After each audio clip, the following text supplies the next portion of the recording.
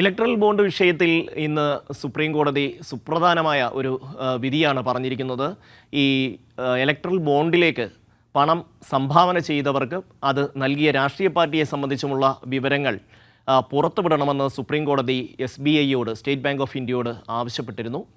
പക്ഷേ അത് പാലിക്കാൻ SBI തയ്യാറായില്ല. ആ ഒരു സാഹചര്യത്തിൽ നാളെ തന്നെ ഇതിൻ്റെ വിവരങ്ങൾ തരണം എന്നുള്ളതാണ് സുപ്രീം കോടതി ആവശ്യപ്പെട്ടത്.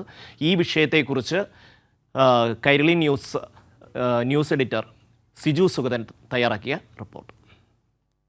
ഇലക്ട്രൽ ബോണ്ട് കേസിൽ സുപ്രീം കോടതിയിൽ നിന്ന് കണക്കറ്റ് കിട്ടിയത് മോദി സർക്കാരിനാണ്. മാർച്ച് 6-നകം ബോണ്ട് വിവരങ്ങൾ നൽകണമെന്ന് നിർദ്ദേശം നൽകിയെങ്കിലും മാർച്ച് 6-ന് വിവരങ്ങൾ നൽകാതെ ജൂൺ 30 വരെ സമയം നീട്ടി നൽകണമെന്ന് ആവശ്യപ്പെട്ട SBIയോട് കൂടുതൽ ന്യായങ്ങൾ പറയാതെ ഉത്തരവ് അനുസരിക്കൂ എന്നാണ് കോടതി നിർദ്ദേശിച്ചത്. ഇലക്ട്രൽ ബോണ്ടുമായി ബന്ധപ്പെട്ട് ആരൊക്കെയാണ് രാഷ്ട്രീയ പാർട്ടികൾക്ക് പണം നൽകിയതെന്ന് അറിയാനുള്ള അവകാശം രാജ്യത്തെ ജനങ്ങൾക്കുണ്ടെന്ന് അന്നത്തെ വിധിയിൽ തന്നെ സുപ്രീം കോടതി വ്യക്തമാക്കുകയും ചെയ്തിരുന്നു. എന്നാൽ ഇന്ന് സുപ്രീം കോടതിയിൽ സാങ്കേതിക ന്യായങ്ങൾ പറഞ്ഞ് വിവരങ്ങൾ നൽകുന്നത് താമസിപ്പിക്കാനായിരുന്നു SBIയുടെ ശ്രമം. ഇത് കൃത്യമായി തിരിച്ചറിഞ്ഞുകൊണ്ടാണ് കോടതി പറഞ്ഞത്, നിങ്ങൾക്ക് 26 ദിവസം തന്നിട്ട് നിങ്ങൾ എന്ത് ചെയ്യുകയായിരുന്നു എന്നാണ് കോടതി ചോദിച്ചത്. 10,000 പേരുടെ വിവരങ്ങളെങ്കിലും എടുക്കാൻ നിങ്ങൾക്കാകുമായിരുന്നില്ല എന്നും കോടതി ചോദിച്ചു.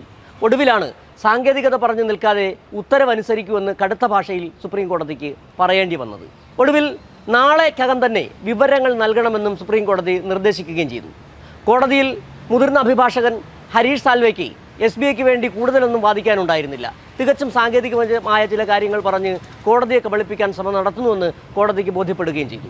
ശരിക്കും മോദി സർക്കാരിൻ്റെ പിന്തുണ ഉള്ളതുകൊണ്ടാണ് SBI പോലുള്ള ഒരു ബാങ്ക് സുപ്രീം കോടതിയിൽ ധാർഷ്ട്യത്തോടു കൂടി പെരുമാറുകയും ചെയ്തത്.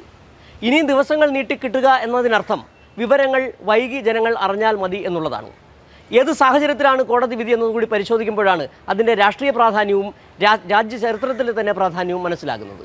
ഇലക്ട്രൽ ബോണ്ടുമായി ബന്ധപ്പെട്ട് പണം വാങ്ങിയതിൽ പ്രധാനി എന്ന് പറയുന്നത് BJP എന്ന രാഷ്ട്രീയ പാർട്ടിയും ഒപ്പം തന്നെ കോൺഗ്രസുമാണ്. അതുകൊണ്ട് തന്നെ ഈ വിഷയത്തിൽ ഒരു ചെറിയ ശബ്ദം പോലും പുറപ്പെടുവിക്കാൻ കോൺഗ്രസ് തയ്യാറാകാതിരുന്നതും ഇലക്ട്രൽ ബോണ്ട് വഴി കിട്ടിയ ആ പണത്തിൻ്റെ തൂക്കത്തിൻ്റെ അടിസ്ഥാനത്തിലാണ്. ഈ കേസിൽ SBI കൃത്യമായി കോടതി ലക്ഷ്യമാണ് കാട്ടുന്നതെന്നും വിവരങ്ങൾ എത്രയും പെട്ടെന്ന് അറിയണമെന്നും ആവശ്യപ്പെട്ടുകൊണ്ട് കോടതിയെ സമീപിച്ചത് CPIM എന്ന് പറയുന്ന പാർട്ടിയും അതിൻ്റെ ജനറൽ സെക്രട്ടറിയായ സീതാറാം യെച്ചൂരിയുമാണ്.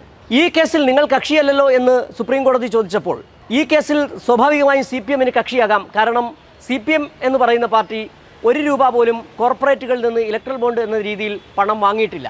അതുകൊണ്ട് തന്നെ വളരെ സുതാര്യമായി ഇടപെടൽ നടത്തുന്ന, പണം വാങ്ങുന്ന, പിരിവ് നടത്തുന്ന, അല്ലെങ്കിൽ ജനങ്ങളിൽ നിന്ന് സംഭാവന സ്വീകരിച്ച് പാർട്ടി അംഗങ്ങളിൽ നിന്ന് ലെവി സ്വീകരിച്ച് പ്രവർത്തിക്കുന്ന ഒരു പാർട്ടി എന്നുള്ള അർത്ഥത്തിൽ യാതൊരു വിധത്തിലുള്ള മനസ്സങ്കോചവും ഇല്ലാത്ത പാർട്ടിയാണ് CPM എന്ന് പറയാൻ കഴിഞ്ഞതും അതുകൊണ്ട് തന്നെയാണ്.